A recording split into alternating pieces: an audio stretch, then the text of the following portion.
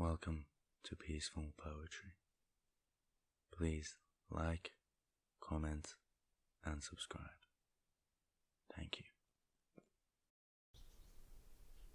Contemplations by Anne Bradstreet.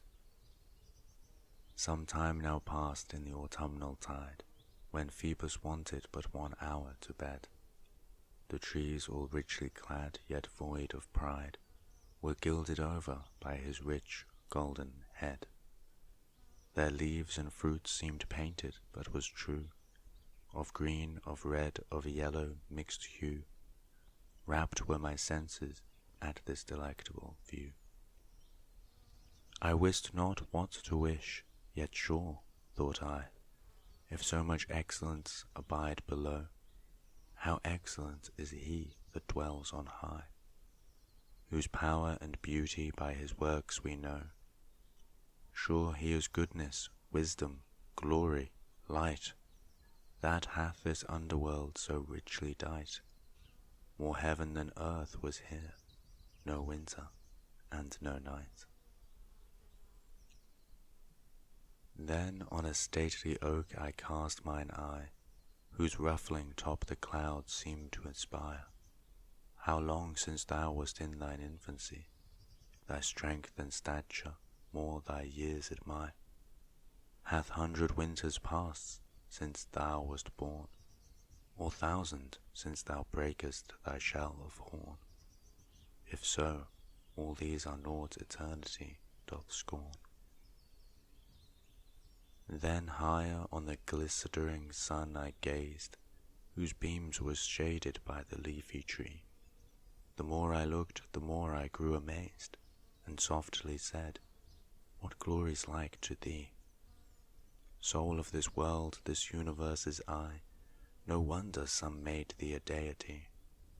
Had I not better known, alas, the same had I.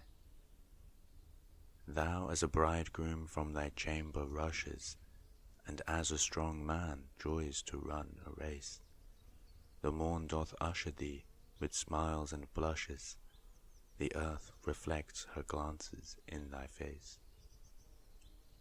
Birds, insects, animals with vegetative, thy heart from death and dullness doth revive, and in the darksome womb of fruitful nature dive. Thy swift annual and diurnal course, thy daily straight and yearly oblique path, thy pleasing fervour and thy scorching force, all mortals here the feeling knowledge hath. Thy presence makes it day, thy absence night, quaternal seasons caused by thy might. Hail, creature, full of sweetness, beauty, and delight. Art thou so full of glory that no eye hath strength thy shining rays once to behold? And is thy splendid throne erect so high, as to approach it can no earthly mould? How full of glory then must thy Creator be, who gave this bright light lustre unto thee. Admired, adored forever, be that majesty. I heard the merry grasshopper then sing, the black-clad cricket bear a second part. They kept one tune and played on the same string, seeming to glory in their little art. Shall creatures abject thus their voices raise, and in their kind resound their Maker's praise, whilst I, as mute, can warble forth no higher lays?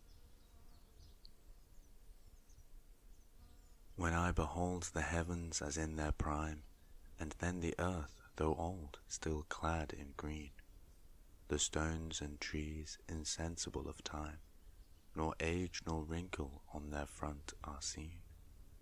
If winter come and greenness then do fade, a spring returns, and they more youthful made. But man grows old, lies down, remains where once he's laid. By birth more noble than those creatures all, yet seems by nature and by custom cursed. no sooner born but grief and care makes fall, that state obliterate he had at first. Nor youth, nor strength, nor wisdom spring again, nor habitations long their names retain, but in oblivion to the final day remain. O time, the fatal wreck of mortal things, that draws oblivion's curtains over kings, their sumptuous monuments men know them not, their names without a record are forgot, their paths, their ports, their pomps all laid in the dust, nor wit, nor gold, nor buildings scape time's rust.